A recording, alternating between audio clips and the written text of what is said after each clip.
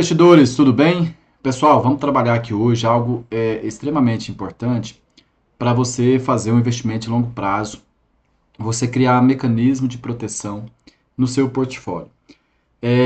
Esse estudo de hoje eu considero extremamente importante para você que é investidor de longo prazo, que busca fazer um bom investimento e dormir tranquilo com a sua carteira de renda passiva, tá? A gente tem como propósito aqui orientar você a montar uma carteira de investimento de longo prazo, selecionando melhores projetos promissores no longo prazo, mas não é somente isso, né? Você precisa usar alguns critérios de proteção, porque o mercado ele é muito incerto e você está fazendo investimento em renda variável. Então, por esse motivo, a gente precisa criar alguns mecanismos de proteção. Mecanismos esses que são simples, mas infelizmente são ignorados por muitos.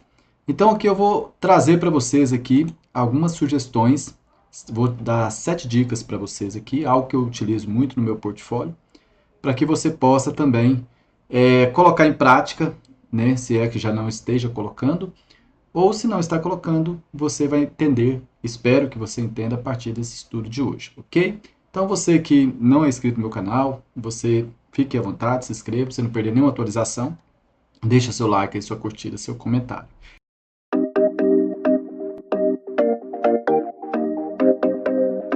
Pessoal, o primeiro motivo, conforme vocês estão vendo na tela aí, é diversificação.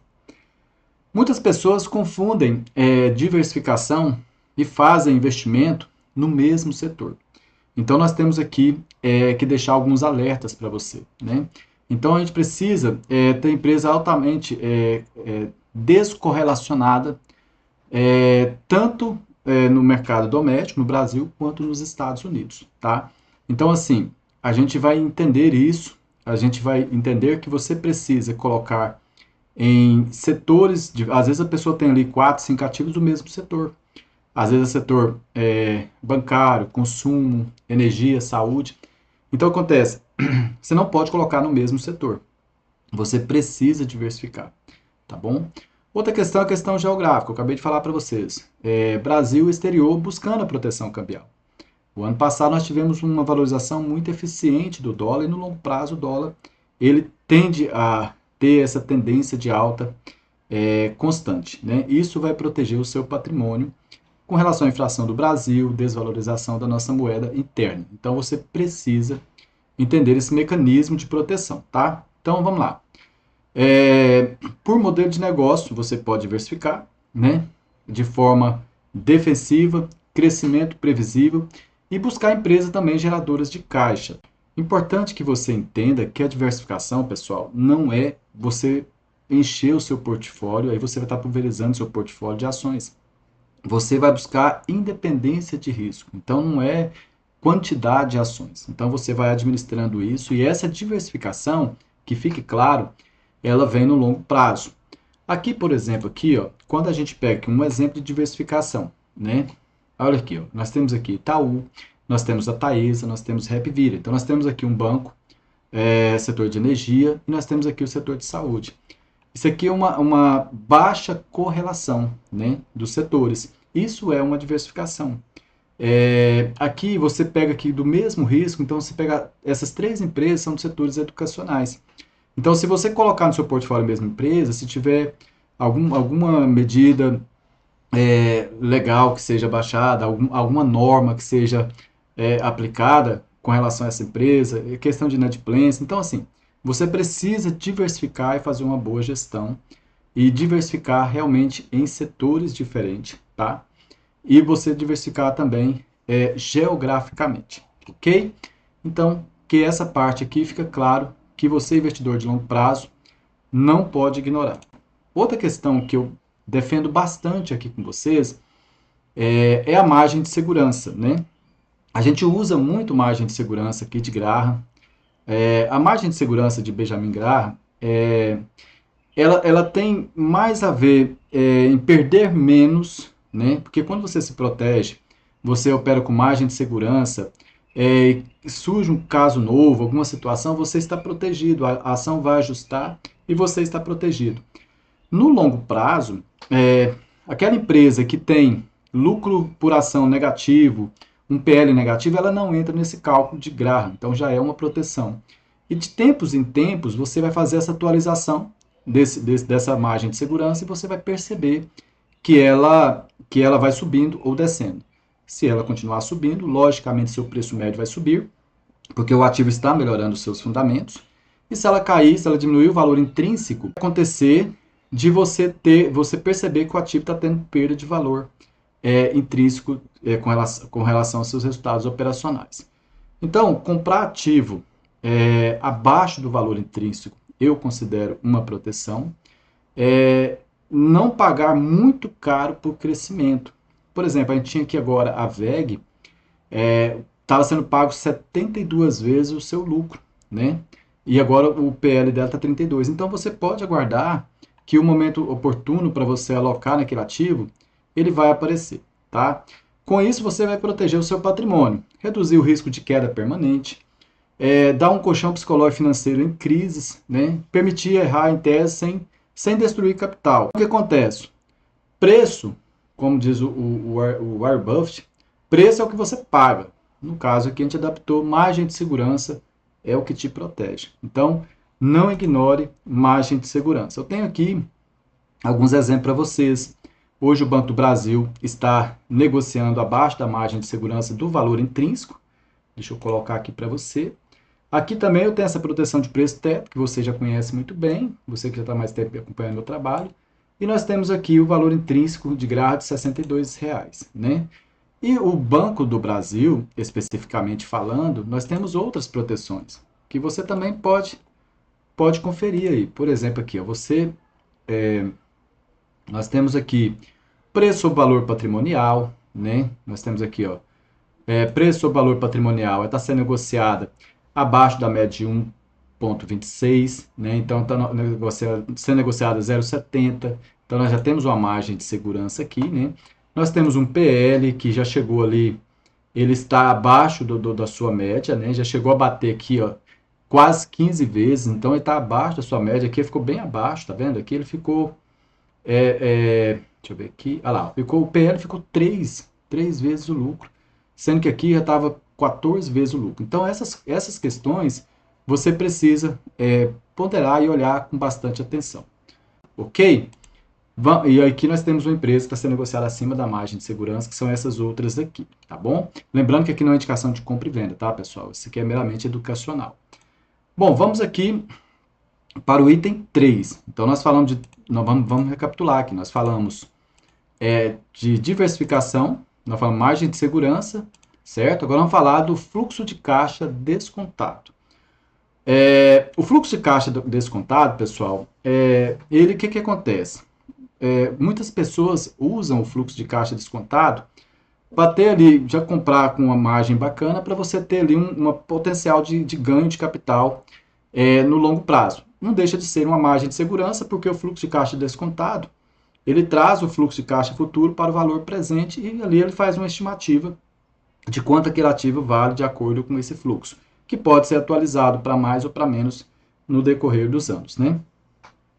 O investidor inteligente, o investidor consciente aqui do canal, a gente vai usar essa métrica do fluxo de caixa descontado para evitar prejuízo, tá? Por exemplo, aqui, ó, a Itaúsa, né? A Itaúsa, aqui nós temos aqui valor intrínseco, nós estamos falando de fluxo de caixa descontado, tá? Então, nós temos uma subvalorização aqui de 50%. Então, o que acontece? Se a gente descer aqui, ó, a gente tem esse histórico, né? A gente percebe que aqui ficou muito perto e o valor intrínseco dele subiu. Aqui o valor intrínseco da Itaúsa era 13, o valor intrínseco da Itaúsa é 23, ele praticamente dobrou. Então é uma empresa que vem apresentando bons resultados. Então acontece, quando você clica aqui, eu vou pegar um valor intrínseco mais conservador, por exemplo, né? Ele vai trazer, esse aqui já é o mais conservador, 7,66 seria o valor intrínseco, né? Aí nós temos conservador, relativo e outros. Então, ele vai pegar aqui uma projeção de crescimento da receita. Então, olha para você ver, que a estimativa, se você observar por aqui, a gente já percebe que é uma receita que ela vai estar muito lateralizada. Possivelmente, a cotação também estará. Já é um perfil da Itaúsa, né? Muitas pessoas reclamam que a cotação não sai muito do lugar, mas ela saiu sim do lugar. E é importante que a ação se comporte dessa forma, que ela está gerando valor no tempo, né? Se você está tendo ganho de capital com valor patrimonial por ação e outros mecanismos que gera valor para você. Então, essa estimativa de crescimento da Itaúsa para esse fluxo de caixa, isso aqui nos protege bastante. Se você olhar aqui, ó, o valor presente dos fluxos de caixa dos próximos 5 anos é de 43,70 bilhões. O valor presente terminal é de 40 bilhões. Né? O valor presente total é 84 bilhões. Então, nós temos aqui o mais conservador, o intermediário e o outro. Né? Então, a receita, se você perceber, essa estimativa não tem muita estimativa de ganho para a Itaúsa. É bem conservador. Nós temos aqui uma estimativa de redução de despesa da Itaúsa, que, consequentemente, sobra também mais dinheiro em caixa para honrar seus compromissos, inclusive pagar mais dividendos. A margem líquida, ela pode sair ali de 101 para 94. Se a gente pegar, por exemplo, aqui, pessoal, vamos pegar outra empresa aqui também, para a gente não ficar só aqui na Itaúsa para você, pessoal. Quando você pega uma VEG, ela já tem aqui a margem de segurança dela, o valor intrínseco já subiu bastante, a VEG já subiu 32%. Então aqui teve oportunidade de compra nesse período aqui, ó. Aqui foi a oportunidade de compra, aqui você compra com um pouquinho de margem, aqui com mais margem de segurança. E ela foi embora, ela subiu. Então, quando a gente olha aqui, ó, por exemplo, aqui a VEG, ela, vamos ver se ela tem alguma estimativa de crescimento aqui para a VEG. Bastante estimativa de crescimento. Veja que a estimativa de crescimento de receita, ela é crescente, né? Então, nós estamos falando de 46 bi e no final 68 bi. Então, 45 para 67 bilhões é a estimativa de crescimento de receita, crescimento de margem e redução e um aumento de imposto aqui também, possivelmente. Logo, aí vem os cálculos aqui, a gente vai acompanhando e a gente vai chegando a esse valor. Quando a gente pega aqui isso aqui, ó, por exemplo, se a gente perceber que a receita ela vai crescendo, a cotação vai ajustando junto também, tá, pessoal? Isso é fato, qualquer projeto. Aqui a gente vê aqui a estimativa, né? Então, olha só para você ver, nós estamos aqui, 46 bi, a estimativa é que busca 68 bi de crescimento, tá? Então, isso aqui é o fluxo de caixa descontado, tá, pessoal? Quando a gente, voltando aqui, então o que acontece? A gente, aqui, ó, preço abaixo da VEG, Itaúsa, fluxo de caixa descontado, compara preço hoje com caixa futuro. Então, antecipa esse valor. Então, o fluxo de caixa descontado ele é muito importante, tá? Então, você vai avaliar tudo isso para você fazer a alocação de capital, buscando uma possibilidade de ganho maior através também da rentabilidade do ativo, mas trabalhando com essa proteção. Então, vamos lá. Fluxo de caixa. Como eu disse para vocês, a gente vai buscar evitar prejuízo, comprar com margem de segurança, não comprar lá no topo, depois a ação cai e você entra em desespero, né? Para evitar comprar empresas que não geram caixa. O que é empresa que não gera caixa? Vamos ver aqui se eu consigo trazer para você aqui. Ó. Fluxo de caixa operacional aqui da Vamo. Nós estamos falando da Vamo 3 aqui. Ó. O fluxo de caixa operacional dela é negativo, né? Então, assim, tem que tomar cuidado com essas empresas. Fluxo de caixa livre também é negativo. Então, a gente tem que tomar cuidado porque essas empresas estão mais sujeitas. Ela não consegue aqui, por exemplo, aqui, ó, financiar o seu negócio com o seu fluxo de caixa operacional. Ela precisa captar recurso, empréstimo, alguma coisa assim. Se a gente olhar aqui, a gente começa a perceber que o resultado financeiro dela, lá, ela está pagando juros, né? E altíssimo, 2 bi de juro, que é o resultado financeiro. Então, vem ali, saldo zero, recebeu juros mais do que pagou. Então, ela pagou juro de 2 bi. Então, isso gera um custo muito elevado para a empresa. Às vezes, por isso que a cotação não consegue sair do lugar. Então, o que acontece? Outro alerta que a gente deixa para vocês é você olhar, aqui, ó, a cotação caiu, o lucro está lá em cima, né? Mas a cotação caiu por conta disso aqui que eu estou falando para vocês. Então, o que acontece? A gente tem que acompanhar o ativo para ele subir junto com seus fundamentos, não por especulação, tá? Então, tem que tomar esse devido cuidado, tá? Uma abordagem conservadora, pessoal, é acompanhar o crescimento moderado, né? A gente vai pegar, por exemplo, aqui, ó, vamos pegar uma empresa que tem um crescimento, vamos pegar a Sanepar, né? Essa PR4. Ó, vamos pegar a Sanepar. O que é um crescimento moderado, pessoal? A gente consegue ver que a empresa, olha aqui, esse aqui é um crescimento ano a ano crescendo e lucro crescendo também. Esse perfil de empresa aqui, a gente vê uma margem líquida crescente, né? Olha só para você ver, a margem líquida bateu 30%, né? A média é 18. Então, isso aqui é crescimento, tá? Taxa de desconto mais alto. Então, uma empresa dessa aqui, igual a Sanepar, você coloca aqui, ó, essa PR4, a gente percebe, deixa eu ver aqui, olha só, a gente percebe que tem uns pontos aqui muito importantes, né? Que a gente, deixa eu tirar isso aqui, vou tirar isso aqui para vocês. Então, a gente tem que ficar atento com relação a essas oportunidades aqui, ó, oportunidade, né? A gente percebe que o ativo, para ele continuar essa tendência de alta, ele faz ele tem uma queda, um ajuste em sua cotação e depois vai embora, né? Se a gente for avaliar isso aqui, quando você pega uma queda dessa aqui, olha o que acontece aqui, ó, 500% de rentabilidade. Então, essas coisas tem que olhar. Aí, essa linha amarela aqui, ela que vai dizer para a gente como que está o lucro líquido. O lucro líquido é o que realmente sobra em caixa, ok? Bom, vamos continuar aqui. Bom, eu falei que empresas geradoras de caixa, né? Então, o que acontece? Empresas geradoras de caixa. A gente pode pegar aqui a Sanepar, por exemplo. Deixa eu pegar a Sanepar. Ela é geradora de caixa, porque a gente percebe aqui, ó, fluxo de caixa operacional. É o dinheiro oriundo das vendas dos bens e serviços menos o dinheiro necessário para produzir. Olha o que aconteceu aqui. Ela estava com 1,56 de fluxo de caixa operacional. Atualmente já está com 7,12. Então ela deu um boom aqui, por esse motivo que você está vendo essa cotação indo embora.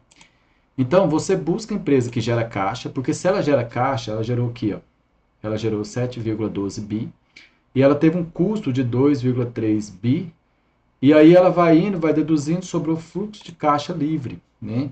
Fluxo de caixa livre é igual fluxo de caixa operacional menos fluxo de caixa de CAPEX, né? Olha quanto sobrou. O fluxo de caixa deu 4,74 bi. Então, você tem que procurar a empresa geradora de caixa para te trazer esse conforto, tá, pessoal? Então, nós vamos pegar a empresa que é caixa paga dividendo, não lucro contábil. Então, é o que sobra ali que separa para pagar dividendos e fazer outro tipo de investimento, tá? Então, nós temos aqui vários exemplos, empresa do setor de transmissão, e embaixo em vermelho temos alguns exemplos que demandam atenção. A Oi, por exemplo, é toda recuperação judicial, tá? Então, o que acontece, pessoal? Gera fluxo de caixa livre consistente? Você precisa olhar isso. Paga dividendo com caixa real? Então, o que acontece? A gente percebe que essas empresas, ela consegue pagar dividendos com caixa. Ela não precisa tirar de outro lugar. E, além disso, ela tem fluxo de caixa livre, tá? Recompra de ações, faz bastante. Tem muita empresa que faz recompra de ações. Deixa eu ver aqui se eu consigo mostrar para você. Aqui, ó. Eu acho que a VEG, ela não faz muita recompra. Deixa eu ver se ela fez recompra. A VEG eu fiz uns estudos com ela esses tempos atrás para vocês, mostrando a potência que é essa empresa, rendimento para acionista, deixa eu ver aqui, recompras. Então a VEG não fez recompra, mas a recompra a gente consegue ver aqui, tá? Tem empresa que faz bastante recompra. Por exemplo, a Rap Vida, ela fez bastante recompra, mas tem os fundamentos comprometidos. É bom você ficar atento com relação a essa questão, tá? E aí o que acontece? Esse tipo de empresa, de projeto que gera fluxo de caixa operacional, tem as coisas tudo organizada, ela tende a cair menos em crise, né? E aí você busca a oportunidade, mas cai um pouco, mas não cai igual as outras que são muito sensíveis à crise, né? Se recupera mais rápido, a empresa tem que ficar atento, sustenta o acionista no longo prazo, ou seja, honra os compromissos. Então, isso é muito importante, você buscar a empresa que tem fluxo de caixa livre, gera fluxo de caixa operacional. A empresa não vai ter fluxo de caixa livre se não tiver lucro líquido e não gerar fluxo de caixa operacional. Vamos tratar de outro tema agora, que é a dívida, tá, pessoal? Esse aqui é o quinto tema, tá? Dívida excessiva destrói patrimônio, alavancagem nos dois sentidos, né? Então, o que acontece? A dívida, pessoal, ela é muito complicada. Mas quando você vê aqui, por exemplo, aqui, ó, a dívida, a gente consegue olhar aqui, ó. Veja que olha, a Sanepar cresceu o fluxo de caixa, cresceu o fluxo de caixa operacional, e a dívida caiu. Então, aqui, ó, veja esse amarelinho aqui, a dívida caiu. Isso também tem várias outras empresas, por exemplo, a gente pega aqui a Ambev, deixa eu ver se eu consigo aqui, a Ambev, ela tem dívida líquida negativa, né? Então, assim, você pode acompanhar aqui, ó, você vê o resultado crescente. A Ambev tem a questão das margens que cai um pouquinho, olha a dívida líquida, negativa. dívida líquida negativa, né? Aqui, ó, desculpa, é aqui. Então, nós temos ali patrimônio 92,73 bi, dívida bruta 2,89, dívida líquida 16 bi negativo. Por quê? Porque nós temos aqui a disponibilidade, né? Nós temos aqui 19 bilhões em caixa, aí vem a dívida bruta e dá isso aqui, ok? E nós temos aqui uma dívida pelo EBITDA negativa. Então, o que acontece? Você vai acompanhar a dívida pelo EBITDA, cobertura de juros. Quando a gente olha aqui, ó, a empresa, ela tem esses dados aqui, resultado financeiro, você vê que ela está negativo, né? Então, tá tranquilo isso aqui. Aí, dívida, aqui é o juros, tá, pessoal? Ela está pagando esses juros aqui, ó, 3,53, mas ela tem muito dinheiro em caixa, está super tranquilo. Perfil da dívida, se você não se policiar, você vai estar aportando em empresa muito alavancada. Isso pode comprometer o fluxo de caixa, pode comprometer a distribuição de dividendo e crescimento também, para você ter ganho patrimonial também nesses projetos, tá bom? Pessoal, vamos falar agora, nós estamos quase terminando, já é o 6º item aqui, tá? Vamos falar agora do tempo, né? Deixa eu pegar aqui. Aqui nós temos aqui a dívida, tá? Tempo protege quem investe em qualidade, previsibilidade, vence a volatilidade. Então, por isso que eu falo sempre para vocês, a gente tem que buscar empresa com bons fundamentos, porque você quer investir no longo prazo e ver esses dividendos crescentes ano a ano, né? Então, nós temos que comprar empresas previsíveis, que gera receita, tem uma previsibilidade de receita, por exemplo, setor de energia, saneamento. Eu posso viajar hoje para qualquer lugar, que com certeza a fatura vai chegar na minha casa, né? E é isso, pessoal. A empresa, modelo simples, né? Tem coisa, não precisa você ficar buscando empresa complexa. E demanda recorrente, tá? Quanto menos você depende do mercado, está certo amanhã, mais protegido você está hoje. Então, assim, não comprar incerteza, né? Você ter sua margem de segurança, depois você vai diversificar e se organizar, tá bom? Aqui o último item aqui, pessoal, o 7º item, é o mecanismo de proteção, né? Além do preço. Liquidez, renda e gestão. Então, o que acontece? Ter liquidez para evitar vender no fundo. Então, quando você vai investir para longo prazo, você precisa pensar no longo prazo e imaginar que você não pode precisar desse dinheiro, porque às vezes você compra uma ação de R$ 10, ela cai para 5 que você precisar, você não tem liquidez, você vai ter que vender por R$ 5 e perder 50% do seu capital aplicado. Então faça uma reserva emergencial, uma reserva de oportunidade, porque você tem que ter essa reserva de oportunidade. Aqui nós temos a carteira do canal simulada, eu falo muito sobre isso, porque para você aproveitar, permitir você comprar mais nas crises, e você vai baixar seu preço médio, você vai comprar com margem de segurança. Dividendos sustentáveis, você precisa ter esse dividendo sustentável, que vai gerar um fluxo de caixa para você, tá? Que reduz a independência da valorização, você não ficar aquela agonia, querendo que a ação suba, aquela coisa toda. Então, você tendo esse dinheiro cair na sua conta, você vai alinhando as coisas, tá? E ver também, pessoal, não pode ignorar a questão da governança, tá? Aliada com acionista, histórico de decisão racionais, tá? Então, nós temos aqui alguma empresa com governança boa, algumas empresas com governança comprometida, tá bom?